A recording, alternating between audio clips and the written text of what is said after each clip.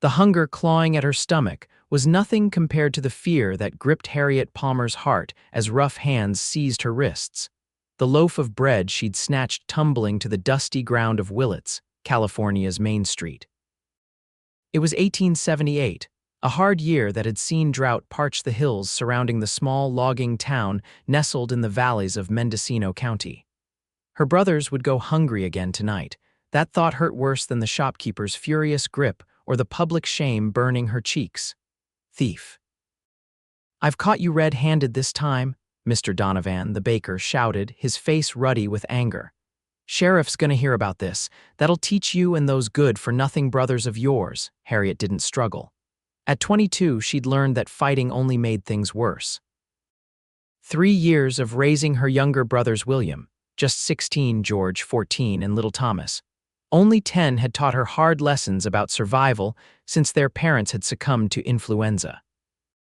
The small cabin on the edge of town, once filled with their parents' laughter, now echoed with empty stomachs and whispered prayers. "Mr. Donovan, please," she pleaded, her voice barely audible above the bustle of the street. "The boys haven't eaten in 2 days. I'll work it off, clean your shop, wash your linens, anything." "Work," the baker scoffed, tightening his grip.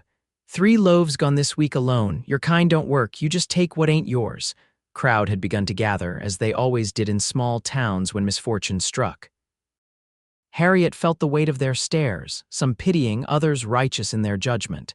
None stepped forward to help. The drought had made everyone's situation precarious, charity a luxury few could afford. What seems to be the trouble here? The voice cut through the murmurs, deep and steady as a mountain stream. The crowd parted, revealing a tall man Harriet hadn't seen before. His clothes were trail-worn but of good quality denim pants, a faded blue shirt, and a leather vest. A cattleman's hat shaded eyes that assessed the scene with calm intelligence. A 6-shooter hung at his hip, but it was the way he carried himself, not his weapon, that commanded attention. "Caught this one stealing, Mr. Jackson," the baker announced, giving Harriet's arm a shake. "3rd time this week, though I only caught her now." The stranger Jackson looked at Harriet, his gaze neither condemning nor particularly sympathetic. Just measuring, as if weighing something in his mind. "How much for the bread?" he asked simply. The baker blinked, momentarily thrown off his righteous anger. "What?" "The bread she took, and the other 2 loaves you mentioned. How much?" Mr. Donovan released Harriet's arm to gesture emphatically. "It ain't just about the money, it's the principle. These Palmer kids have been nothing but trouble since their folks passed. Town's been carrying them long enough." Harriet flinched at the cruelty of his words but kept her chin up. She wouldn't give him the satisfaction of seeing her cry. The stranger reached into his pocket and pulled out several coins. "I'll pay for what she took, and double it." He placed the money in the baker's palm. "That cover your principles as well, I expect," the crowd murmured. Donovan stared at the money, clearly torn between his indignation and the unexpected windfall. "Take it, and we'll consider the matter settled," the stranger continued, his tone making it clear this wasn't really a suggestion. Donovan's fingers closed over the coins. "Fine. But keep her away from my shop." He turned and stalked back to his bakery, the crowd slowly dispersing now that the excitement was over. Harriet stood frozen, uncertain whether to thank this stranger or flee while she had the chance. Pride warred with desperation. "I don't take charity, sir," she finally managed, though her empty stomach protested the statement. The man Jackson bent down to pick up the fallen loaf, brushing off the dirt before handing it to her. "Not offering charity, Miss Palmer. I'm offering a job." She accepted the bread automatically, clutching it to her chest. "A job," names Jackson Prescott, "just bought the old Morgan ranch outside town, need hands to help get it running again." His eyes, she noticed now, were the color of weathered leather, creased at the corners from years squinting into the sun. "Here you've got brothers, they handy with tools, animals," Harriet nodded cautiously. "William's good with horses, George can fix near anything that's broken. Thomas is young but learns quick. Good, bring them to the ranch tomorrow at first light. Got cabins need cleaning, fences need mending, and cattle arriving next week." He turned as if to leave, then paused. "There's food in it, regular meals, and fair pay. Why would you help us?" The question escaped before she could stop it. You don't even know us. For the first time, something like a smile touched his face, though it didn't quite reach his eyes. Known plenty of hungry days myself, Miss Palmer, no shame in it. The shame's in not offering a hand when you can. Without waiting for her response, he tipped his hat and continued down the street toward the general store. Harriet watched him go, the bread warm against her chest, wondering if she'd just been offered salvation or something more complicated. She hurried home, the loaf clutched tight, mind racing with the strange encounter. The cabin looked even more dilapidated in the late afternoon light, its weathered boards patched with whatever materials they'd been able to scavenge. But it was home, the only one her brothers had left. William was chopping wood out back, his lanky frame having shot up in the past year despite never getting quite enough to eat. He paused, wiping sweat from his brow when he saw her. "You got bread," he observed, eyes widening. "How'd you manage that? Get the others," Harriet said. "I've got news." Inside, she sliced the precious loaf while explaining her encounter with Jackson Prescott. George listened with skeptical eyes that had grown too old for his 14 years. Thomas, still possessing some childish excitement despite everything, peppered her with questions about the ranch. "So he just paid for the bread and offered us jobs, just like that?" George asked, savoring each bite of his portion. "What's the catch?" "No catch that I could see," Harriet replied, though she shared his wariness. Life had taught them both that kindness usually came with conditions. "But it's work, George, real work with real pay." "The Morgan place is huge," William added, "been sitting empty since old man Morgan died last winter. If this Prescott fella's really fixing to run cattle there, he'll need lots of hands." Thomas bounced in his seat. "Will we get to be real cowboys?" Harriet smiled, ruffling his hair. "We'll see. First, we need to show up tomorrow and prove ourselves useful." Later, after the boys had gone to bed, Harriet sat on the porch step, darning socks by the fading light. The encounter with Jackson Prescott kept replaying in her mind. There had been something in his eyes, not pity, which she would have hated, but something deeper. Understanding, perhaps. And something else she couldn't quite name. She prayed this opportunity wasn't too good to be true. Her brothers deserved better than scavenging and stealing to survive. They deserved a chance. As darkness settled over the valley, Harriet made a silent promise to herself. She would make this work, whatever it took, for her brothers. For the family she had sworn to keep together. Dawn had barely broken when Harriet led her brothers up the long, winding path to the Morgan ranch. Thomas skipped ahead, excitement temporarily overcoming his fatigue, while William and George walked silently beside her, each carrying a small bundle containing their meager belongings and what tools they owned. The Morgan homestead appeared on the horizon, larger than Harriet remembered. The main house was an impressive two-story structure with a wide porch wrapping around its front. Several outbuildings dotted the property, a large barn, bunkhouses, stables, and corrals. Even from a distance, they could see activity, men moving between buildings, smoke rising from the main house chimney. "It's bigger than I thought," William whispered, a hint of apprehension in his voice. "Just remember why we're here," Harriet replied, squeezing his shoulder. "We work hard, we eat, we get paid. Nothing complicated about that." As they approached, Jackson Prescott emerged from the barn, speaking with an older man whose weathered face suggested decades under the western sun. Prescott noticed them immediately, excusing himself and striding toward the Palmer siblings. "You came," he said, and Harriet thought she detected a note of approval in his voice. "Good, time's wasting." "Mr. Prescott," Harriet nodded, finding herself standing straighter. "These are my brothers William, George, and Thomas." Jackson assessed each boy with a quick, appraising glance. "Strong young men, that's good." He turned toward the older man who had followed him. "This is Hank McCarthy, my foreman, been running cattle since before I was born." Hank gave a curt nod, his eyes narrowing slightly at the sight of the Palmers. "Boss says you're to help get this place in shape. You ever worked a ranch before?" "No, sir," William answered before Harriet could, "but we're quick learners." Hank grunted, unconvinced. "We'll see about that." He looked at Harriet. "Kitchen needs help. Cook's name is Mrs. Winters. She'll show you what needs doing." Harriet bristled at being dismissed to the kitchen but swallowed her pride. This was about survival, not dignity. "And my brothers?" William, right? Jackson said, addressing her eldest brother. Hank will take you to the stables. Got 6 horses need breaking before the cattle drive. George, there's tools in the workshop. Fences and barn doors need fixing. And the young one?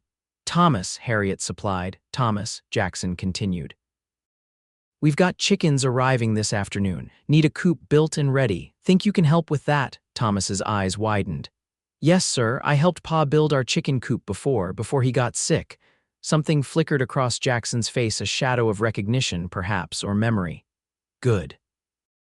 There's a cabin behind the main house. It needs cleaning, but it's yours while you work here. Mrs. Winters will have breakfast ready in the kitchen. Eat, then get to work. Without further discussion, Jackson turned and walked toward the corrals where several men were unloading lumber from a wagon. Hank gave them another appraising look before gesturing for William to follow him. Don't disappoint the boss, he muttered, loud enough for all to hear. He's taking a chance on you lot. As her brothers dispersed to their assigned tasks, Harriet made her way to the main house, stepping onto the porch with more trepidation than she'd care to admit. The door opened before she could knock, revealing a plump, gray-haired woman with flour-dusted hands and sharp eyes. You must be the Palmer girl, she said, wiping her hands on her apron. I'm Mrs. Winters. About time Mr. Prescott hired some female help around here. These men would live in filth if I didn't badger them. She ushered Harriet inside, and the smell of fresh bread and coffee enveloped her. The kitchen was large and well-appointed, with a massive iron stove, a long wooden table surrounded by chairs, and shelves lined with provisions. It was the kind of kitchen Harriet had only dreamed about since their parents died. Your brothers can eat in the bunkhouse with the men, Mrs. Winters explained, gesturing to a large pot of porridge simmering on the stove. You'll take your meals here in the kitchen with me. Mr. Prescott takes breakfast in his study, lunch with the men, and dinner in the dining room. Harriet nodded, cataloging the information. What would you like me to do first? Mrs. Winters handed her an apron. After breakfast, we'll start with the linens. Ranch this size needs plenty of clean bedding, towels, and such. Then there's bread to bake, vegetables to prepare, and that cabin of yours to make habitable.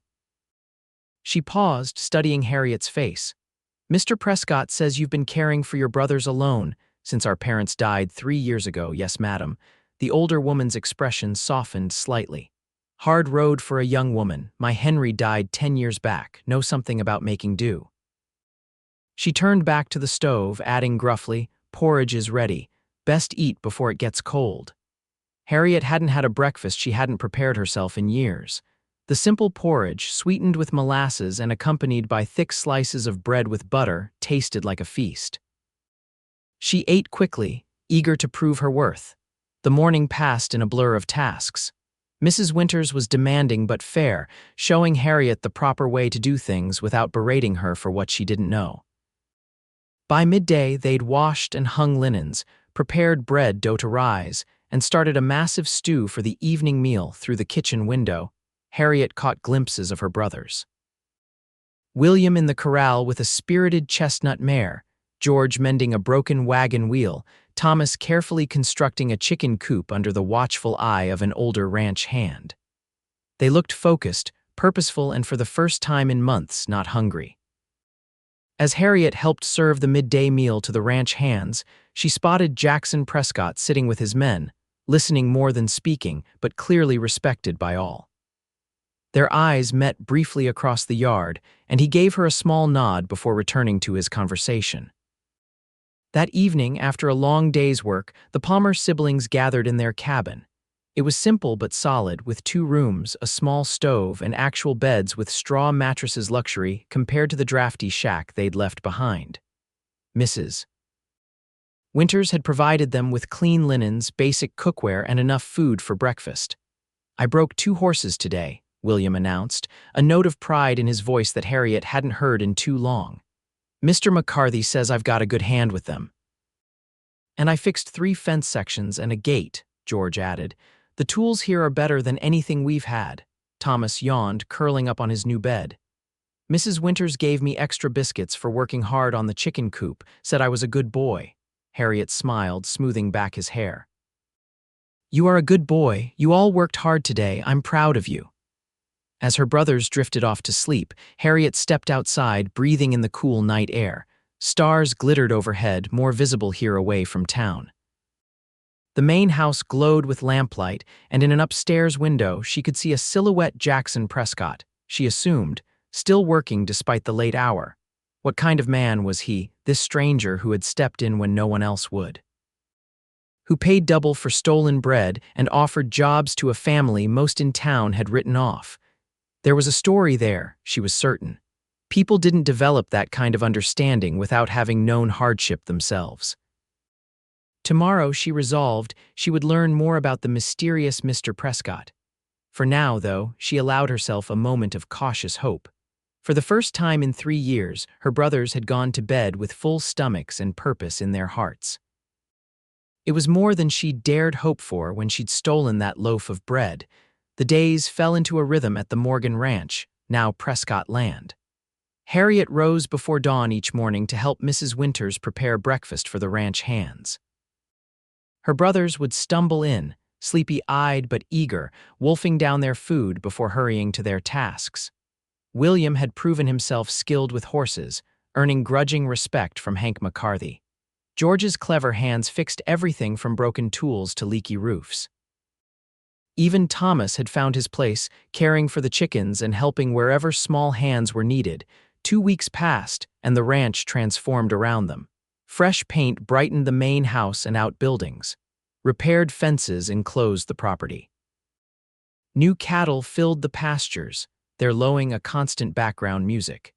Jackson Prescott drove his men hard but worked alongside them, never asking anyone to do something he wouldn't do himself. Harriet saw him daily but rarely spoke with him.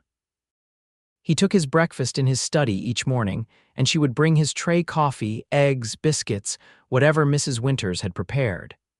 Sometimes he would look up from his ledgers and papers, thank her with a nod, occasionally ask after her brothers. Their conversations were brief, formal, yet Harriet found herself inexplicably looking forward to those moments. It was during one such morning, as she set down his breakfast tray, that he surprised her with a question. "Do you read, Miss Palmer?" Harriet paused, momentarily startled. "Yes, Mr. Prescott. Our mother was a schoolteacher before she married. She taught us all." He nodded, seemingly pleased with this information. "And write as well, I assume?" "Yes, sir." Jackson gestured to the chair opposite his desk. "Sit a moment, if you would." Harriet hesitated, glancing toward the door. "Mrs. Winters is expecting me back in the kitchen." "I've already spoken with Mrs. Winters. She can spare you for a few minutes." Curious, Harriet perched on the edge of the chair. Jackson's study was lined with bookshelves, more books than she'd ever seen outside of a proper library. Maps covered one wall, marked with notes and lines she couldn't decipher from her position. "I find myself in need of assistance," he began, setting aside his ledger. "This ranch will be running at full capacity within the month. Correspondence, accounts, records. It's becoming too much for one person to manage alongside the physical work." Harriet's pulse quickened, sensing where this conversation was heading. "Mrs. Winters speaks highly of your capabilities," he continued. "Says you learn quickly and work thoroughly. I'd like to offer you a position as my assistant. You'd help with correspondence, keep the books, manage household accounts. The pay would be better than kitchen work." She stared at him, momentarily speechless. Such a position would normally go to a man, or at least someone with experience. "Mr. Prescott, I've never kept business accounts before, but you can add and subtract, multiply and divide." "Yes, of course. Then you can learn the rest." He leaned back in his chair. "I've watched you these past weeks, Miss Palmer. You're intelligent and determined. More importantly, you care for your family above all else. That kind of loyalty is valuable." Harriet felt warmth creep into her cheeks under his steady gaze. "My brothers will continue in their current positions, with appropriate increases in wages as they prove themselves. William, in particular, shows promise with the horses. Hank wants to train him for the cattle drive next month." Pride swelled in Harriet's chest at the praise for her brother. "I thank you for the opportunity, Mr. Prescott. I accept." A hint of a smile crossed his face. "Good, you'll start tomorrow. Come after breakfast, and I'll show you what needs doing." As she rose to leave, a question that had been nagging at her for weeks finally found voice. Mr. Prescott, may I ask why you helped us that day? With the bread, you could have just paid for it and gone on your way. Jackson considered her for a long moment, his expression unreadable. Everyone deserves a chance to work for what they need, Miss Palmer, not just charity. Not just a moment's relief. Something flickered in his eyes, an old pain, perhaps. I recognized something in you and your brothers, something worth investing in. Before she could respond, he turned back to his ledger, effectively dismissing her. Harriet left the study with her mind whirling. Jackson Prescott remained an enigma, but one thing was clear: he had just handed her an opportunity that could change everything for her family. Mrs. Winters raised an eyebrow when Harriet returned to the kitchen. So, he told you then, about the new position? You knew. Harriet asked, picking up a knife to resume chopping vegetables. The older woman snorted. Course I knew, been suggesting it for days. Man needs someone with sense helping him run this place. These cowboys can handle cattle, but ledgers, letters, might as well ask them to fly to the moon. But I don't know anything about ranch business. You're smart and you learn quick, rest will come. Mrs. Winters studied her face. You're wondering about him, aren't you? Why he's doing all this? Harriet nodded, not bothering to deny it. Mrs. Winters sighed, checking the bread in the oven before continuing. Not my place to tell his story, but I will say this: Mr. Prescott knows what it's like to be hungry, to be responsible for family when you're barely more than a child yourself. She pointed her wooden spoon at Harriet. Don't mistake his help for charity, girl. He sees value in you and those boys. Prove him right. The next morning, Harriet presented herself at Jackson's study with nervous determination. He spent the day showing her his system for keeping records: cattle counts, feed purchases, wage ledgers, correspondence with buyers in San Francisco and Sacramento. It was overwhelming but fascinating, opening a window into a world of business she'd never imagined she'd be part of. Jackson proved to be a patient teacher, explaining concepts clearly and answering her questions without condescension. By afternoon, she was drafting replies to correspondence under his guidance, her neat handwriting replacing his more utilitarian scrawl. As days turned into weeks, Harriet settled into her new role. Mornings were spent in the study with Jackson. Afternoons often found her checking supplies or helping Mrs. Winters with household management. The work was challenging but satisfying, stretching her mind in ways she hadn't experienced since her school days. She found herself studying Jackson when he wasn't looking, the way he absently ran a hand through his dark hair when concentrating, the rare smile that transformed his serious face, the quiet authority he commanded without raising his voice. At 32, he was 10 years her senior, with experiences etched into the lines around his eyes and the occasional distant look that suggested memories best left undisturbed. One evening in late April, as spring fully embraced the valley, Harriet was finishing some correspondence when Jackson entered the study, returning from a day checking fence lines with the men. He looked tired but satisfied, the kind of weariness that comes from honest work, still at it. He asked, removing his hat and hanging it on the rack by the door. It's past supper time. Harriet glanced up, surprised to see the fading light through the window. I wanted to finish these letters for tomorrow's post. The cattle buyer in Sacramento needs confirmation of our numbers before next week.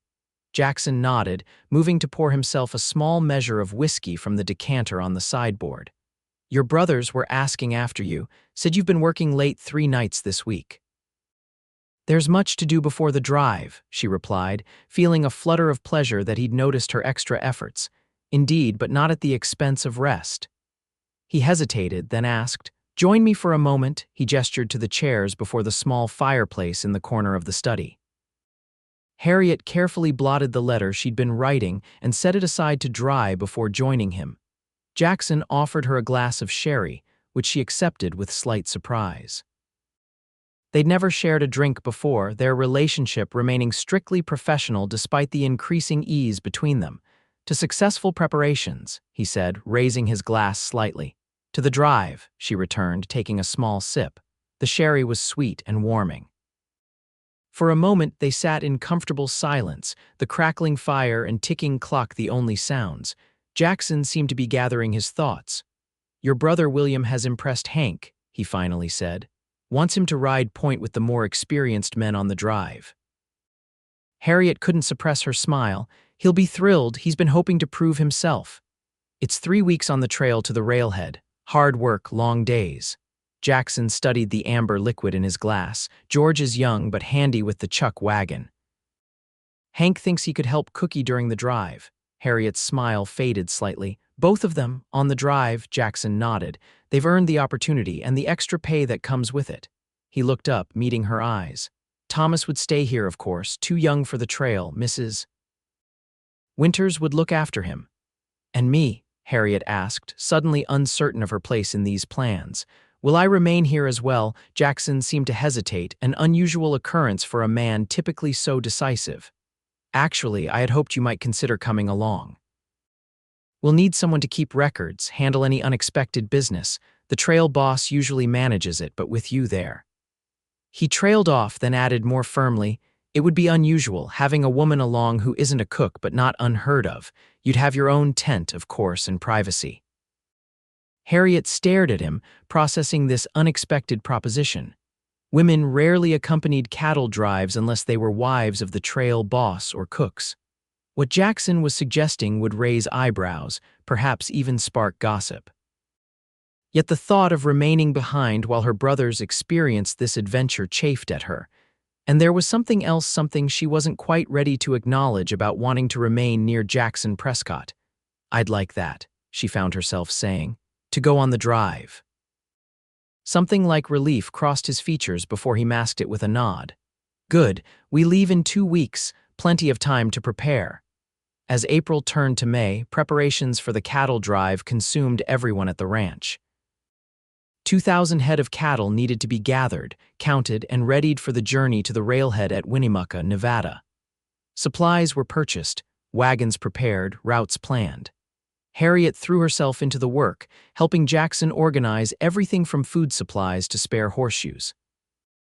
The evening before their departure, Harriet found herself standing on the porch of the main house, watching the sunset paint the hills gold. The air buzzed with anticipation, cowboys checking gear and sharing tales of previous drives, some truthful, others clearly embellished. Nervous. Jackson's voice came from behind her as he stepped onto the porch. Harriet turned, offering a small smile. A little, I've never been farther than Ukiah. It's different country once we cross the mountains, he said, leaning against the porch railing beside her. Drier, more open. Beautiful in its own way. You've made this drive before, he nodded. Many times. Started as a drover when I was 16, worked my way up to trail boss by 25. Harriet studied his profile in the fading light. And now you own the ranch, that's quite an accomplishment. A shadow passed over his features. Took longer than I planned, had family obligations that kept me working for others longer than I might have. Your parents, she asked gently. My sister, he replied after a moment. Our parents died when I was 18, she was just 8. Raised her best I could, working whatever jobs would pay enough. Understanding dawned on Harriet. This explained his immediate response to her situation. He'd lived it himself. Where is she now, your sister? A genuine smile softened his expression. Married to a doctor in San Francisco. 2 children of her own, she's happy. He glanced at Harriet. She made it worth every hard day. Just as my brothers do for me, Harriet said softly. Their eyes met, and something unspoken passed between them, a recognition, a shared understanding that ran deeper than words. For a breathless moment, Harriet thought he might say more, might reach for her hand or step closer. Instead, he straightened professional once more. Dawn comes early, you should rest while you can. Yes, of course, she replied, unable to hide her disappointment entirely. Good night, Mr. Prescott. As she turned to go, he called after her. Miss Palmer, she paused, looking back. Out on the trail with the men, it would be better if you called me Jackson, more natural. Her heart fluttered inexplicably. Then you must call me Harriet. He nodded, the ghost of a smile touching his lips. Good night, Harriet. The cattle drive began at first light, the herd strung out across the valley floor like a living river, dust rising in clouds that turned golden in the morning sun. Cowboys rode alongside, keeping the cattle moving in the right direction, their calls and whistles creating a chaotic harmony with the lowing of the animals.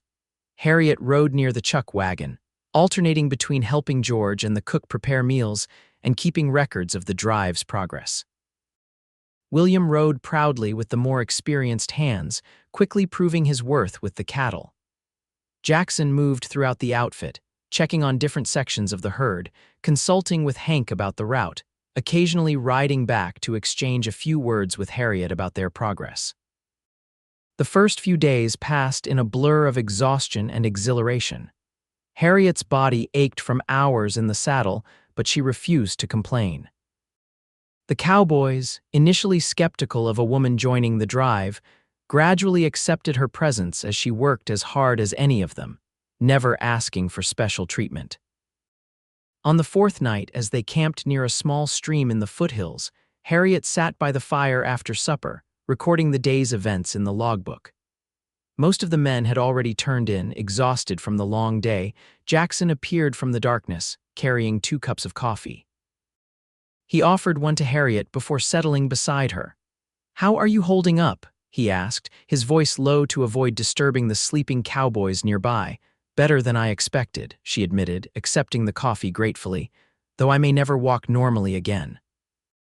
He chuckled, the sound warm in the quiet night. "The first drive is the hardest. Body gets used to it eventually." "Bold of you to assume I'll do this again," she teased, surprising herself with her forwardness, his eyes crinkled at the corners. "Something tells me you're not one to back down from a challenge, Harriet Palmer."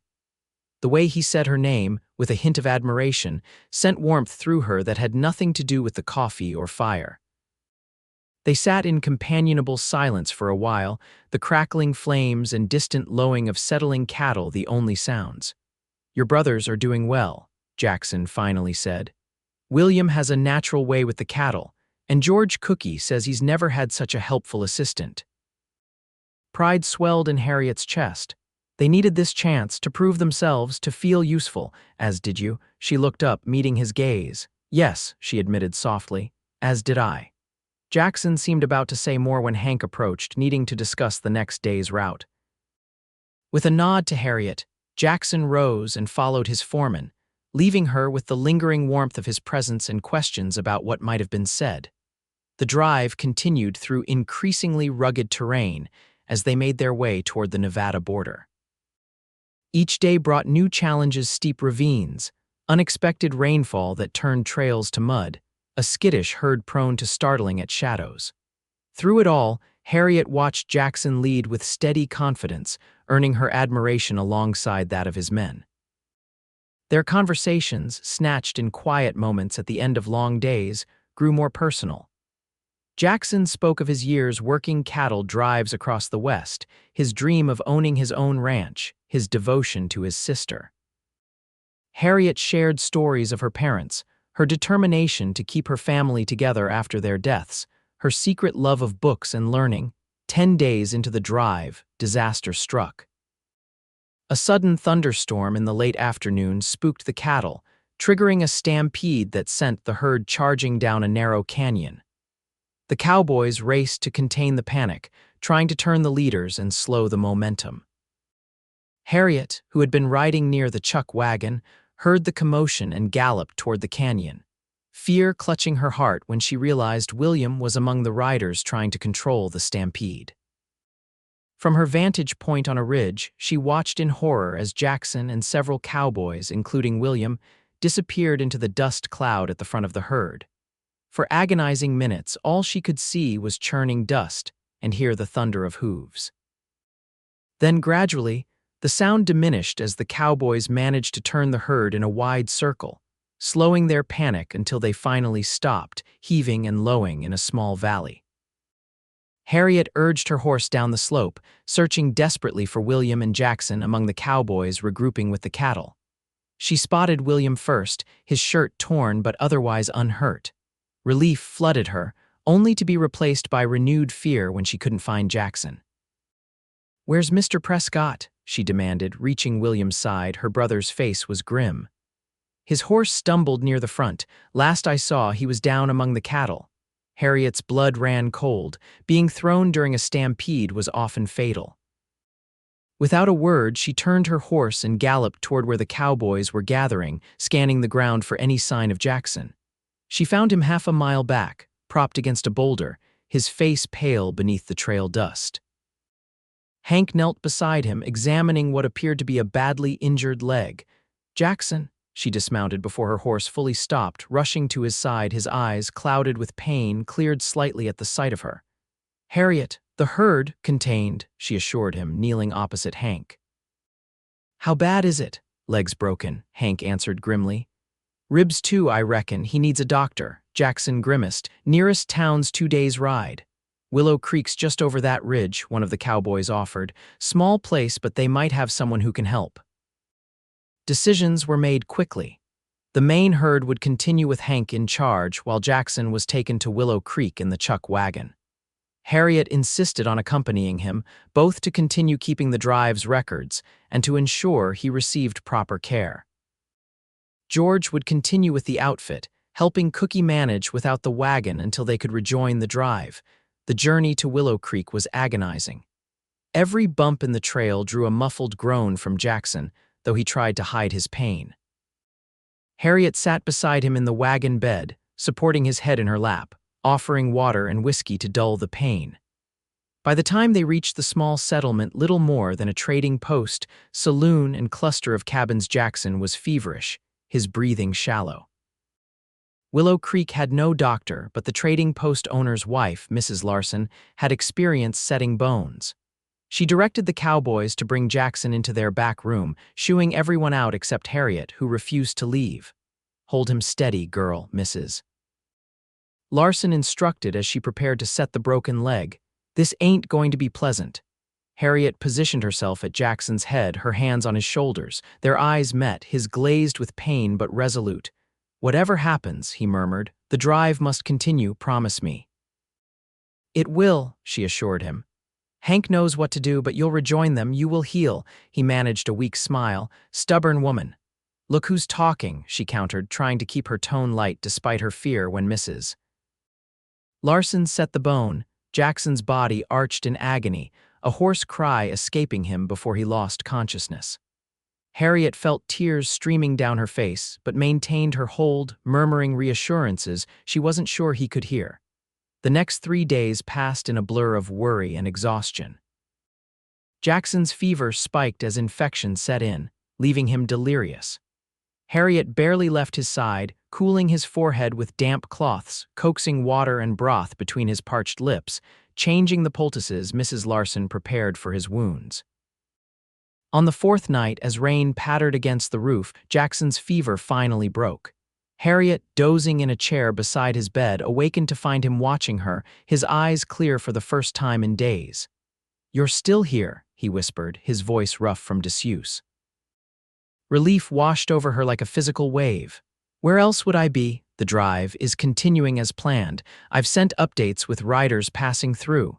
She leaned forward, offering him water, which he sipped gratefully. "Your only concern now is healing." He caught her hand as she withdrew the cup, his fingers surprisingly strong despite his weakened state. "Why did you stay, Harriet?" The question hung between them, laden with meaning beyond the obvious. Harriet felt a moment of panic, knowing her answer might change everything between them. "Because I couldn't bear to leave you," she admitted softly.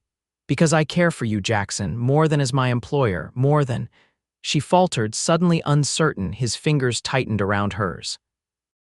"I've been fighting this feeling since the day I saw you in town," he confessed, his voice low and intense. "Telling myself it was inappropriate, that you deserved better than a man with my past, that your brothers should be your only concern." Harriet's heart thundered in her chest. "What changed?" "Nearly dying has a way of clarifying priorities." A ghost of a smile touched his lips. "And watching you care for me these past days, I'd be a fool to let fear keep me from telling you how I feel." "And how do you feel?" she whispered, hardly daring to hope. "Like I've been waiting my whole life to find you, Harriet Palmer." He drew her hand to his lips, pressing a gentle kiss to her knuckles. "I'm falling in love with you, have been since you stood defiant in that bakery, thinking only of your brothers." Joy bloomed in Harriet's chest, so intense it brought tears to her eyes. "I love you too," she admitted, the words both terrifying and liberating. "I think I have, since you offered us more than charity, you offered us dignity." Their first kiss was gentle, mindful of Jackson's injuries but filled with promise. When they parted, Harriet rested her forehead against his, overwhelmed by the emotions cascading through her. "Your brothers," Jackson murmured. "Will they approve?" Harriet laughed softly. "William already asked me why I hadn't set my cap for you weeks ago. George thinks you hang the moon since you trusted him with responsibilities on the drive. And Thomas, well, Thomas has been calling you our cowboy since that first day." Jackson's recovery progressed steadily over the next 2 weeks. Unable to ride, he sent Harriet with 2 cowboys to catch up to the drive and ensure everything was proceeding smoothly. She returned with news of their successful arrival at the railhead, the cattle sold at excellent prices, and the outfit preparing to return. By the time Hank led the cowboys and empty chuck wagon back to Willow Creek, Jackson was able to move with crutches, his strength returning daily. The reunion was joyful, William and George bursting with stories of the drive's conclusion, proud of their contributions. Through it all, Harriet watched Jackson's interaction with her brothers patient, interested, treating them as valuable members of his team rather than children to be managed. The journey back to Willits was necessarily slow to accommodate Jackson's healing leg. They traveled by wagon, the cowboys riding alongside, making camp each night under increasingly familiar stars. It was during these quiet evenings, sitting by the fire after her brothers had turned in, that Harriet and Jackson spoke of the future. "I want to court you properly," Jackson told her, his arm around her shoulders as they watched the flames dance. "Not as your employer, but as a man who sees his future with you if you'll have him." "And my brothers?" Harriet asked, though she already knew his answer. "They're part of you," he said simply, "which makes them part of me too. The ranch has plenty of room for all of us." Upon their return to the ranch, Jackson made his intentions clear to everyone. Some eyebrows raised at the foreman, who had initially grumbled about those Palmer troublemakers, now found himself planning William's training as assistant trail boss for the next drive. Mrs. Winters barely concealed her satisfaction, muttering that it had taken them long enough to see what was right in front of their faces. As summer faded into autumn, Jackson's courtship of Harriet became the talk of Willits. They attended church together with her brothers, rode into town for supplies, occasionally dined at the small hotel restaurant.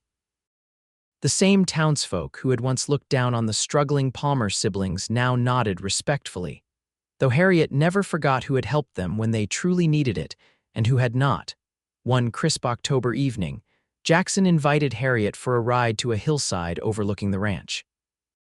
The valley spread below them, golden in the late afternoon light, cattle dotting the pastures, smoke rising from the chimney of the main house. "I brought you here the day I decided to buy this place," Jackson said, helping her down from her horse. "Stood right here and pictured what it could become with hard work and the right people." Harriet smiled, taking his hand as they walked to a flat rock overlooking the valley. "And has it become what you imagined? More than I dared hope." He turned to face her, taking both her hands in his. "When I bought this ranch, I thought it would be enough land of my own, cattle, success, but something was missing." "What?" she asked softly, though her heart already knew the answer. "Family," he replied. "A home, not just a house." He released one of her hands to reach into his pocket, withdrawing a small box. "I found this in Sacramento during the last supply run. Thought of you immediately." Inside the box nestled a ring not ostentatious but beautifully crafted, a small diamond flanked by 2 sapphires. "It reminded me of your eyes," he explained, suddenly appearing nervous. "The way they change from blue to gray depending on your mood." Harriet's breath caught as he knelt before her, still somewhat awkward with his healing leg. "Harriet Palmer, I love you more than I thought possible. I love your strength, your intelligence, your devotion to your family. I want to build a life with you, with all of you." He took a deep breath. "Will you marry me?" Joy bubbled up inside her, spilling over in laughter and tears. "Yes, yes, Jackson Prescott, I will marry you." He slipped the ring onto her finger, then rose to pull her into his arms, kissing her with all the passion they'd held in check during their proper courtship. When they finally parted, breathless and smiling, the sun was setting behind the mountains, painting the sky in brilliant hues of pink and gold. "We should get back," Harriet said reluctantly. "The boys will be wondering where we are." Jackson grinned, helping her back onto her horse. "Actually, they already know. Asked their permission last week." "You didn't," Harriet exclaimed, torn between indignation and amusement. "I did." William gave his blessing immediately. George had questions about their place on the ranch, and Thomas, Jackson chuckled. Thomas wanted to know if this meant he could have a puppy. Harriet laughed, her heart overflowing with happiness. "And what did you tell him?" "That every ranch needs a good dog," Jackson replied with a wink. "Or two." They married in November, a simple ceremony in the Willits church followed by a celebration at the ranch. Harriet wore a gown of ivory silk that Jackson had ordered from San Francisco, while her brothers stood proudly in new suits, William serving as her escort in their father's place. The whole town attended, including Mr. Donovan, the baker, who presented them with an elaborate wedding cake and an awkward apology that Harriet graciously accepted. The past was behind them now, the future stretching bright and promising before them. That night, after the guests had departed and her brothers had retired to their rooms in the family wing of the main house, Harriet stood with Jackson on the porch of what was now truly their home. "Happy, Mrs. Prescott?" he asked, his arms encircling her waist. "Completely," she replied, leaning back against his chest, "though it still seems like a dream sometimes, from stealing bread to feed my brothers to this." "Not a dream," he assured her, dropping a kiss on her neck. "Just the beginning of our story." Spring brought new calves to the ranch and news that left both Harriet and Jackson speechless with joy. They were expecting a child of their own. William, now 19 and increasingly confident in his role on the ranch, clapped Jackson on the back in congratulation. George, 16 and apprenticing with the ranch blacksmith, immediately began planning a cradle.